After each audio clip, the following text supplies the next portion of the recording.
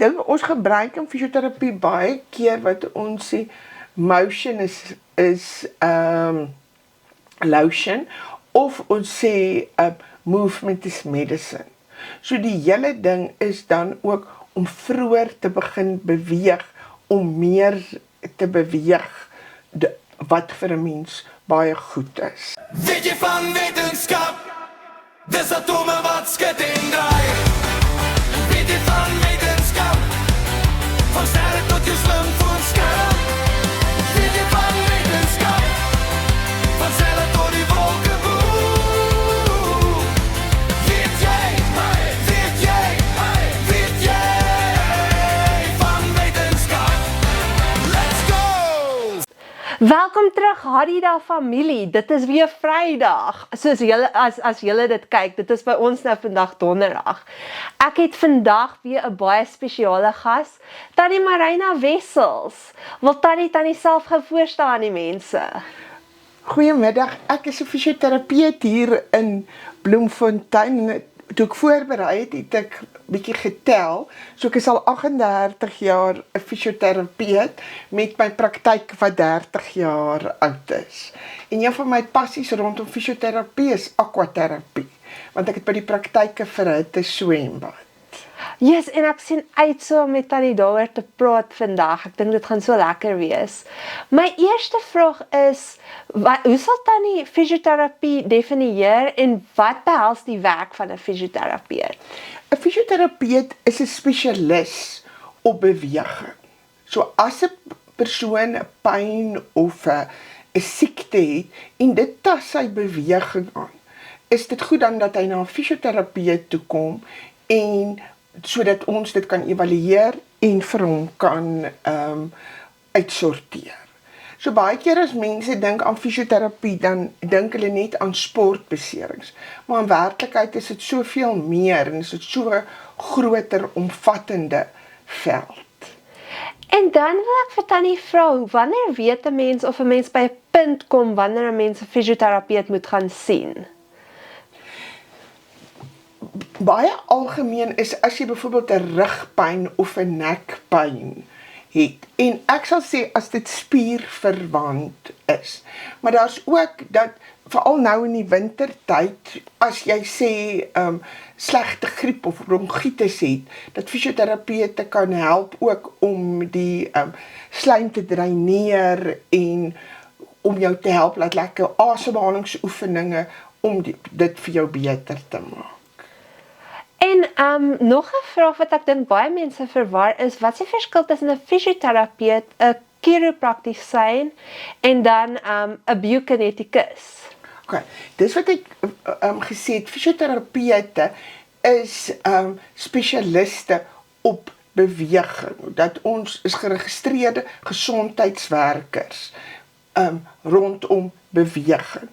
Terwyl biokineticus, as die pasiënt nou met sy pyn kom, ons doen ook rehabilitasie, maar sê maar die pasiënt is heeltemal pynvry en dis 'n sportpersoon byvoorbeeld wat wil terugkeer na sy sport toe, dan gaan hy na die biokineticus toe vir die finale rehabilitasie.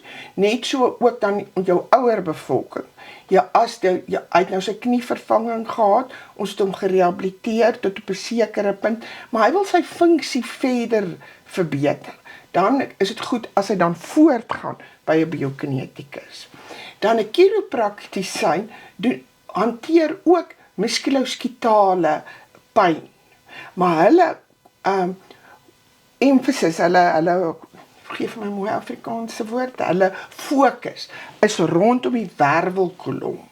Dan sal hulle manipuleer rondom die wervelkolom en so pyn verbeter. So dis min of meer die verskillende, jy weet, die verskil tussen die velde, maar dit is dan altyd goed as jy manipulasietegnieke gedoen het, om dit aan te pas met oefeninge, of ons praat van onderrig. Onderrig as deel van jou behandeling, sodat die pasiënt nie net verligting het vir daai tydperk nie, maar dat dit kan aangaan, dat hy dit in sy elke dag kan toepas. Ja, dit is, ek dink julle doen besonderse werk vir die gemeenskap. Al drie van die velde, die chiropraktisyn, die biokineticus en julle as fisioterapeute. Volgende vraag wat ek het, mense kla deesdae vreeslik baie oor rugpyn. Is dit so algemeen soos wat dit klink en wat is die grootste oorsaak daarvan? Is dit maar ouderdomsverband of? Dit is nie noodwendig so nie. 80% van mense gaan een of ander tyd in hulle lewe 'n rugpyn het. So baie interessant is, 'n mens sal dink baie keer, en baie keer toe ons opleiding gehad het, baie jare terug, het 'n mens gedink, maar jy moet so stil as moontlik wees. Maar dis baie interessant dat dit nie noodwendig die arbeiders is wat die meeste rugpyn het nie, maar mense wat stil sit. Dat dit jou rekenaarwerkers, jou kantoorwerkers, dat dit baie keer die persone is met meer nek- en rugpyn. En gepraat daarvan, is daar alledaagse gewoontes wat maak dat 'n mens meer geneig is tot hierdie tipe pyne of beserings of gewoontes wat ons dalk doen elke dag wat ons nie eers bewus is van? Ek dink 'n groot ding daarvan is dat ons meer staties is. Dat daar word baie keer baie klem gelê op houding. Jou houding moet goed wees, wat so is. Maar as jy mens na die navorsing kyk, dan is beweging eintlik meer belangrik. Dat 'n mens, en dan moet 'n mens nou kyk, dat 'n mens ook, as jy swaar goed optel, dat jy dit in 'n korrekte posisie, dat jy jou bene gebruik, dat jy nie noodwendig roteer met jou rug nie. Maar 'n mens moet baie pas op ook hoe 'n mens met jou pasiënte praat, dat mense nie bang raak vir beweging nie. Hulle het hierdie pyn en nou is jou natuurlike instink, maar jy wil doodstil wees. Maar die geheim is eintlik dat jy moet beweeg, dat jy moet geleidelik moet beweeg en so sal jy sien dat die pyn ook verbeter. En dan gepraat van, ons het nou 'n bietjie vroeër genoem oor die rekenaars, die manier hoe mense by 'n lesenaar sit, hoe is die posisie, hoe maak hy dat dit later pyne en goeters of irritasies veroorsaak? Ek dink dit sal wees as 'n mens lank in een posisie sit. En sê nou, jy sit met jou kop die heeltyd so in een rigting. Dat jy, as jy sit, moet jou op 'n stoel, moet jou heupe en jou knie moet 90 grade wees en die lesenaar moet hier onder jou elmboog kom dat dit kan ondersteun. Maar dan meer belangrik is, so elke halfuur of 3/4 uur net om jou lesenaar te stap. Of al rol jy net jou skouers, beweeg jou nek van links na regs. Wil jy dit probeer? Daar is hou skouers stil en links en regs en rol jou skouers. Rol die skouers. Ja, soos jy kan sien, dit hoef nie eers moeilike bewegings te wees nie. Net dat daar wel beweging is. So onthou julle hierdie vir volgende keer as julle voor die rekenaar sit of selfs terwyl julle ons video kyk, dalk voor 'n rekenaar. Ja, en ons praat baie keer ook van pause exercises. So dit is daar ook as jy lang afstande byvoorbeeld vlieg, om gereeld net hierdie klein bewegings te doen en uit te strek om te voorkom dat 'n mens so styf word of dat jy pyn ervaar. Yes, ek dink ek gaan van hierdie oefeninge nou self gebruik, want ek doen baie lesenaarwerk op die oomblik. Ek dink ons almal doen. Ja, ek dink dit is deel van ons moderne lewe dat daar baie lesenaarwerk te doen. Nog 'n vraag, ek gaan hier 'n bietjie bieg. Ek is iemand wat verskriklik baie val en goeters. Nou, ongelukkig ek is maar net lomp van nature af. So baie keer as ek nou te vinnig hardloop of goed, dan trip ek en val ek, of ek is nou nie 'n sportmens nie, maar ek dink mense wat sport doen, kry nogals gereeld baie keer beserings. Wat is die eerste ding wat 'n mens moet doen na jy 'n besering gekry het? Wat is die belangrikste goed om in ag te hou? Okay. Ons praat van PRICE, né? Dit is 'n akroniem. So wat ons sê, jy moet daai deel protect. Jy moet beskerm daai, sê net jy het nou jou enkel verstuit. So jy moet hom beskerm, dat hy moet nou ondersteun wees. Dan praat ons van rest. Hy moet rus, die R. Jy moet rus, daai enkel moet nou gerus word. Dan praat ons van ys, nee, ys is belangrik. Lekker 20 minute ys vir daai 2 tot 3 ure. Baie keer na 'n operasie in die hospitaal, dan kry ons vir die pasiënte yspakke en hulle hou daardie yspakke op. En dan kompressie. So jy moet styf, as dit nou jou enkel was, styf toedraai, dat jy nie verdere uitermate swelling of bloeding kry nie. En dan lig jy op. Die elevasie. So dit is wat dan belangrik is. So dit is die eerste ding wat mense in gedagte moet hou, prys. Prys. Dit is wat jy. So mense kinders, my kinders weet ook om met enige sportbesering as hulle, maar hulle ma wil nie behandel nie. Hulle moet net ys opsit. Of ons praat van gevriesde ertjies. Hulle moet die ertjies kry in die vrieskas en hulle moet dit op hulle kop sit. En nou wil ek gaan teruggaan na die aquaterapie toe. Wat presies is dit en hoe werk daai rehabilitasieproses? Okay. Aquaterapie is die swembad wat ons vir terapie gebruik het, is 34 grade Celsius. So jy sal nou nogal hoor, dis baie warmer as byvoorbeeld 'n verhitte swembad wat hulle vir swem gebruik. Nee, want die pasiënte staan stil en dit is naby aan jou liggaamstemperatuur wat ons dan gebruik om te rehabiliteer. Nou, dit is ook nie net bejaardes wat kom swem of dit gebruik nie. As jy nie 'n wond meer het en jou vel is heel en gesond, dan kan jy kom vir jou terapie. So sê nou jy het 'n fraktuur gehad en jy's hier op week 5, die dokter sê maar jy kan begin om liggies te trap. Dan kan jy kom en ons kan jou reeds in die water begin oefen. Jy kan reeds begin om daardie bewegings te doen. En dit alles help en bevorder gesond word. Ek hou, en nog 'n vraag is, wie is die meeste mense wat gewoonlik vir aquaterapie kom? Is daar tipiese kliënte met sekere beserings of van 'n sekere ouderdomsgroep? Of watse pasiënte sien julle die meeste daarvoor? Dis die wonderlike daarvan. Dit is regtig 'n verskeidenheid van pasiënte. As 'n mens na waterklasse dink en goed, dan dink jy dit is net vir die bejaarde bevolking, wat glad nie so is nie. Of die met 'n sportbesering, dan kom hulle om hulle rehabilitasie in die water te hê. Het jy geweet, as jy staan in 'n swembad en die water kom tot by jou middel, is daar net die helfte van jou gewig op jou voete.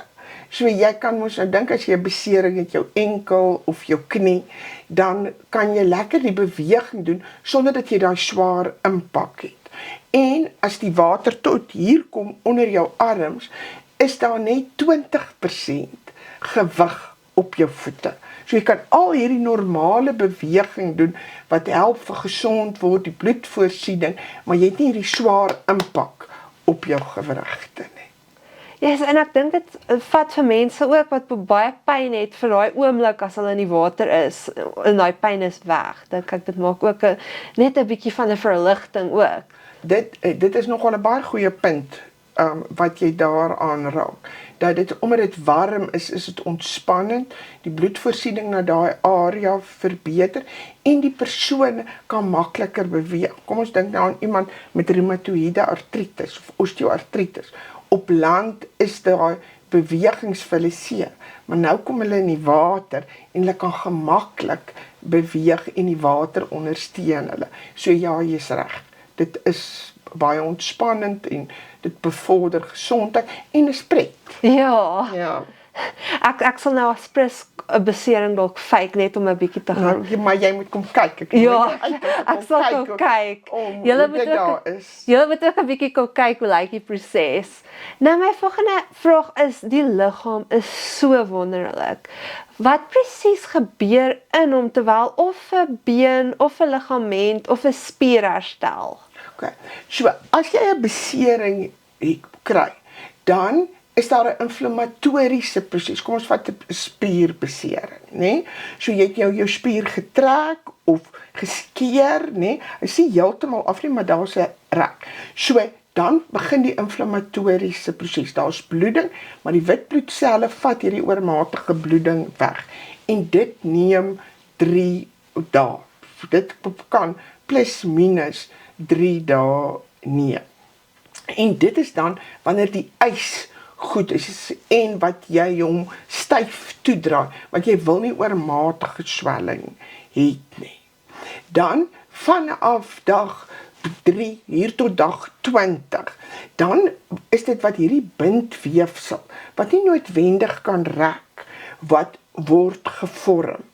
En dan, wat fisioterapie dan doen, ons het dan nou ons modaliteite. Ons het sagte passiewe bewegings wat ons doen, of ons het elektroterapie tegnieke soos interferensie wat ons toepas. En dan begin jy met sagte beweging. En dan van dag 20 af, wat dan weke of maande kan duur, is die fase van remodulering. En dan praat hulle van loading. So dan sit jy dan meer krag op die gewrig of op die spier onder meer spanning, dat hy kan versterk.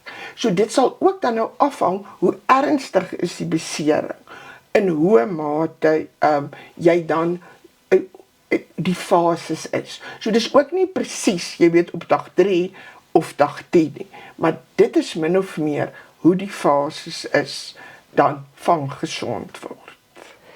Yes, daai proses is so wonderlik, want 'n mens hoor ook van mense wat in ongelukke is en dan dink mense daar's niks wat hulle kan doen nie en dan herstel die liggaam ook homself in hierdie wonderlike maniere. Wat is iets wat Tannie sal sê mense nie weet van die herstelproses wat dalk wonderlik is, of iets wat Tannie gesien het wat dalk 'n uiterste was? Ek dink ons gebruik in fisioterapie baie keer wat ons sê motion is lotion, of ons sê movement is medicine. So die hele ding is dan ook om vroeër te begin beweeg, om meer te beweeg, wat vir 'n mens baie goed is. En is daar 'n deel van die liggaam wat Tannie sal sê nie maklik kan herstel, glad nie? Ek sal nie sê wat glad nie kan herstel nie, maar interessant is, mense Achilles tendons, waar mense tendons is, kom ons vat nou die Achilles tendon by die haak, is die bloedvoorsiening nie so goed nie, in 'n mens se tendons, en is 'n dik weefsel ook. So as jy 'n besering daar kry, dan neem dit baie keer baie langer, en 'n mens moet dit in ag neem, en dit is soos jy sê, die liggaam wil genees. En mens moet dit ook, net soos 'n mens se gees wil genees, wil 'n mens se liggaam genees. En dit moet 'n mens altyd onthou, as jy 'n besering het. En dan iets wat onvermydelik is, hoekom raak mense so stywer as hulle ouer raak? Kijk, dit is nou nogal 'n interessante ding. Dus as 'n mens nou langer lê, nee, dan so 'n mens se kraakbeen goed is nie meer so dik soos wat dit is as jy jonger is nie. En dit is ook, en jou spiere is ook stywer, dat jy hierdie stywe gevoel het, en dan om in die oggend dan nou stadig aan te beweeg, of voordat jy opstaan, te strek, en jou hande bokant jou kop te sit, om seker te maak, jy het by die uiteinde van al die omvange is, om dan te beweeg. So dit gaan maar oor die kraakbeen, wat nie meer so elasties is, as wat 'n mens jonk is nie. Maar die heel belangrikste is om nie op te hou beweeg nie. Dit is die groot boodskap. Moenie ophou beweeg nie, ek dink ons moet dit neerskryf almal. Ja. En dit hoef nie noodwendig ure te wees. Dit hoef ook nie noodwendig so moeilik te wees nie. As 'n mens stap, my man sê altyd, ja, ek dink met stap kan ek alles reg kry. Maar daardie dat 'n mens gaan stap, al is dit 15 minute, wat jy dan nou opbou tot 'n 3/4 uur, is baie belangrik. En dis baie beter as niks. En dit sal my volgende vraag wees, hoeveel beweging moet 'n gemiddelde mens per dag kry om gesond te bly? As ons dink aan kinders sê van 6 tot 17, moet hulle ten minste 'n uur lank op 'n dag aktief wees en hard oefen en hulle hartklop moet opgaan. Met enige ander jou bevolking daarna sê hulle 150 tot 300 minute per week. So dit is sê 'n halfuur per dag wat 'n mens moet aktief wees. Maar mens moet probeer om dit ook in jou alledaagse lewe in te pas. Byvoorbeeld as jy winkel toe gaan, moenie by die naaste plek stop nie. Stop verder. Moenie met die huisbakkery nie, klim eerder trappe. So om in jou elke dag se lewe dit toe te pas, om so te kyk, al is jy nie noodwendig sportief nie. Dit is nou ook net 'n interessante vraag. Mense wat fiks is dit vir hulle makliker om fisioterapie te doen as mense wat onfiks is miskien? Ek dink mense wat fiks is en gewoond is om gereeld daagliks te oefen, is dit makliker om hulle tuisoefening te doen as mense wat nie 'n ingesteldheid het met oefeninge nie. Maar ek probeer ook altyd as ek advies vir die pasiënte gee om te sê, dit is nou, sê maar net dis 'n skouerbesering en die pasiënt met sy arm oplig. Doen dit as jy badkamer toe gaan en lig dit 3 keer op. Dat hulle nie noodwendig dat hy moet dink maar ek moet vanaand 'n halfuur of ek moet 20 minute aan oefeninge doen. Dat hy dit in sy algemene daaglikse roetine kan inpas. Okay, en dan my ander vraag is, ons het in ons oogkunde episode gepraat oor die skerm se effek op oë, maar nou wil ek uit 'n fisioterapie oogpunt uit gesels oor wat dink Tannie is die langtermyn gevolge van die kinders wat die hele tyd so op skerm sit aan hulle liggame? Okay, baie praat ook van, jy weet, hulle houding en die heeltyd in daai posisie met jou kop af sit. Daarom is dit dan ook belangrik waarvan ek gepraat het, dat daardie populasie regtig moet ten minste 'n uur, eintlik is 'n uur baie min, regtig hard oefen en in ander posisies wees. En die hele ding is om van posisie te verander. Dit is baie belangrik. En dan sien nou maar iemand luister na ons en hulle dink, maar yes, ek sal hierdie vir 'n lewe wil doen. Kan 'n mens reguit fisioterapie gaan swat van skool af, of is daar iets anders wat jy eers moet swat voor jy daarby kan kom? Jy kan dit direk na skool doen. Daar's 'n keringproses betrokke en sover ek weet, is dit wiskunde en wetenskap moet 'n mens op skool hê, maar die verskillende universiteite sal hulle, elkeen, jy weet, sal 'n mens inligting daar kry, wat is hulle voorwaardes, maar ek weet daar is 'n keuring aan verbonde. As 'n mens op skool is en jy dink aan fisioterapie, dan dink jy aan dat dit die sport is, gewoonlik mense wat sport wil doen, en eintlik is fisioterapie baie wyer as dit. En dan is dit 'n klein deeltjie van fisioterapeute wat met sportpersone werk. So dan is daar die hospitaal, wat fisioterapeute in die hospitaal werk, en ook dan baie keer met jou ouer bevolking of jou middeljarige persoon wat jy werk. So jy moet dit ook net altyd in gedagte hou as 'n mens dit as 'n beroep wil kies. En enige raad vir iemand wat op die oomblik fisioterapie dalk swat? Dis 'n moeilike kursus. Dit is 'n kursus met lang ure en studeer. Maar vir my was dit altyd 'n passie en dit is die moeite werd. Die werk ook is fisies. Jy weet, dit is moeilik. Jy moet lief wees vir mense. Jy werk nou met mense saam. So mense moet jou energie gee. Jy moenie 'n persoon wees wat voel, mam, dit tap jou nie. Daar is 'n groot wetenskap deel aan fisioterapie, maar aan fisioterapie is daar 'n groot liefdesdeel ook.